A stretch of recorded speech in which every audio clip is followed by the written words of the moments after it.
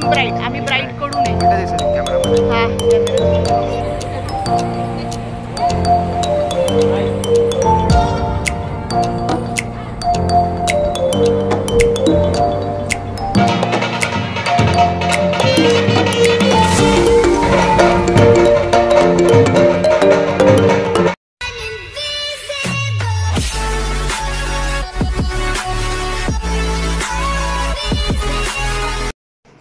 Hello नमस्कार. आजच्या नवीन व्हिडिओमध्ये मी प्रीती तुम्हा सर्वांचं पुन्हा एकदा स्वागत करते. आणि आता आम्ही सगळे रेडी झालेलो आहोत आणि आता जात आहोत हॉलमध्ये, कारण आता आहे हळदीचा कार्यक्रम. सो त्यासाठी तर मी अशी छान रेडी झालेली आहे. आजचा कलर आहे पिंक आणि ही साडी तुम्ही पाहिलेली सुद्धा आहे, याच्या आधी घातलेली होती मी. फक्त मी ज्वेलरी जी आहे ती मी चेंज केलेली आहे. ओके, सो हा माझा सिंपल असा लुक आहे आजचा. आणि इथे लाईटचा इश्यू आहे त्याच्यामुळे तुम्हाला कदाचित ते थोडं वेगळं दिसत असेल, पण मी एकदम लाईट मेकअप केलाय. आणि इकडे आहे माझा डुग्गू डुग्गू डुग्गू डुग्गू. सो सगळे रेडी झालेले आहे. आता मी एक एक करून सगळं दाखवणार आहे तुम्हाला नंतर. ठीक आहे ना, तयारी? चलो मग. तर आजचा व्हिडिओ शेवटपर्यंत बघा, मस्त धम्माल होणार आहे. हळदीचा कार्यक्रम आहे आणि आय होप की तुम्ही याच्या आधीचे व्हिडिओ सुद्धा नक्की बघितलेले असतील. बघितलेले नसतील तर हा व्हिडिओ संपल्यानंतर आधीचे व्हिडिओ सुद्धा नक्की बघा. चला तर मग आजच्या व्हिडिओमध्ये कंटिन्यू राहा. अरे इथून तोडणं, हे बघ इथे हात लावणं बघा. हे बघ, हे बघ दादा इथे समोर आहे दादूचं. हा छोटे येते, हे असं ओढलं घे. अरे छोटे येते, छोटे छोटे मोठे काढताय. हा काय नाही नाही रे, आता नंतर तोडतो. चल मला पाहिजे.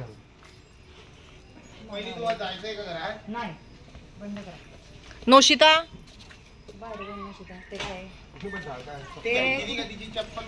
पडली नोशू ए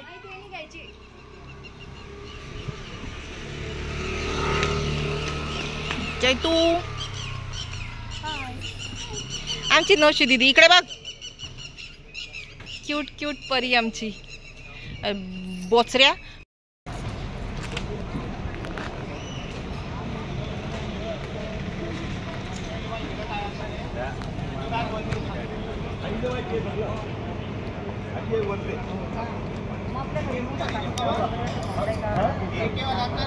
मग पाठवा ना मग. काका इकडे बघा, विसरलो. नमस्कार करा.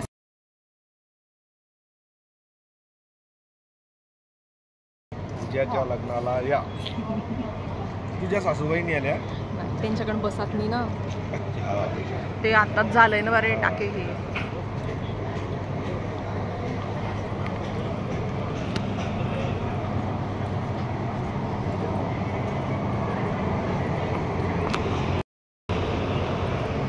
आमची नोशा. नोशू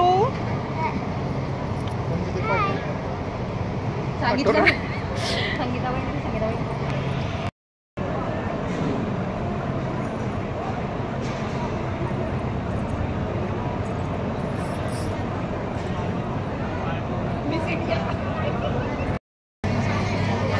चला, इकडे सगळे फॅमिली मेंबर्स उभे आहेत. सोनी आहे, मी इकडे आहे, माझा भाऊ कल्पेश, दादा हायकर, इकडे आहेत काका, नवरीचे पप्पा, इकडे आहेत माझे पप्पा, इकडे चैताली आणि ही आहे माझी आत्या. आत्याला खूप वर्षांपूर्वी तुम्ही ब्लॉगमध्ये बघितलं होतं. तर ही माझी लहान आत्या आहे आणि आत्याच्या मुलीचं पण आत्ताच लग्न झालं लास्ट मंथमध्ये, पूजा. पण ती काही कारणास्तव येऊ शकली नाही, कारण ऑलरेडी तिच्या लग्नाला खूप सुट्ट्या झालेल्या आहेत. सो त्यामुळे पण आत्या आलेली आहे. आणि मी जसं तुम्हाला म्हटलं की माहेरचे सगळे भेटलेले आहेत. तर काही मेंबर्स इकडे उभे, काही तिकडे उभे. इकडे माझी मम्मा धावपळ करते मुलीच्या लग्नामध्ये, तिचं लक्ष नाही आहे. सो असं चाललेलं आहे. आणि या साईडला वरपक्ष नवरदेव वगैरे सगळे बसलेले आणि मागच्या साईडला सगळे जेंट्स लोक बसलेले आहेत. आणि समोर मस्त एकदम छान सजावट चाललेली आहे. हळदीचं सगळं सामान आणून ठेवत आहे. मी तुम्हाला दाखवते शूट केल्यानंतर. अगदी जवळून नाही शूट केलं आहे, थोडंसं दुरून दुरून मी शूट केलेलं आहे. ओके, इकडे सुरू आहे नवरदेव नवरीचं नाही इकडे सुरू आहे आमच्या दादा वहिनीचं फोटो सेशन. फोटोग्राफर झालेले गोलूराव आणि इकडे नवरदेवाचं आणि नवरीकडचे सगळे लोक लॉनमध्ये जमा झालेले आहेत. मस्त फोटो सेशन चालू आहे. वा वा वा वा वा, आमचा हिरो बघा, टीम ब्राईट. वा वा, टीम ब्राईट. आम्ही ब्राईट कडून आहे. उलट दिसत कॅमेरामध्ये. हा, कॅमेऱ्यात उलट दिसतंय. मस्त भारी सगळं आणि वेदर मस्त भारी दिसतंय. ते बघा तिकडे फोटो सेशन.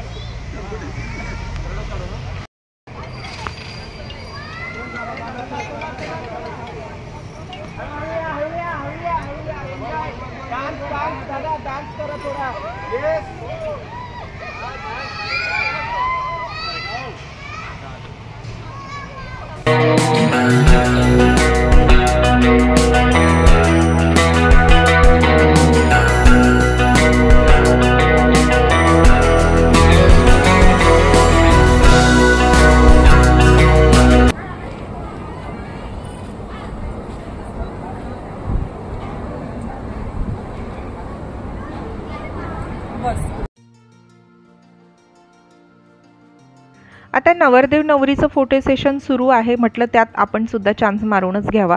तर लहान भावाला बनवलं फोटोग्राफर आणि इथे वहिनी आणि मी मागे लागून मस्त असे फोटोज काढून घेतले. आणि वहिनीचे माझे फोटो तर खरंच खूप सुंदर आलेले. नवशिताचे काढले आणि सगळे फॅमिली मिळून छान फोटोज क्लिक केलेले आहेत. हे आमची पूजा आणि हर्षल किती सुंदर जोडी दिसते की नाही. त्यानंतर वेगवेगळ्या पोजमध्ये छान फोटोग्राफ्स आम्ही काढले आणि ते सगळे मी इथे ॲड केले. बरं, इंस्टाग्रामवर तुम्ही जर मला फॉलो केलेलं नसेल तर इंस्टाग्राम ID डिस्क्रिप्शन बॉक्समध्ये दिलेला आहे. तिथे सुद्धा खूप छान रील्स मी म्हणजे शेअर करत असते. तर तुम्हाला इंटरेस्ट असेल तर तुम्ही इंस्टाग्रामवर सुद्धा मला फॉलो करू शकता. बघा, एकापेक्षा एक किती छान दिसत आहेत की नाही आमचे फोटो. आणि मी तर प्रेमातच पडली हो, कारण असं फोटो सेशन करायला खूप कमी वेळ मिळतो नाही का.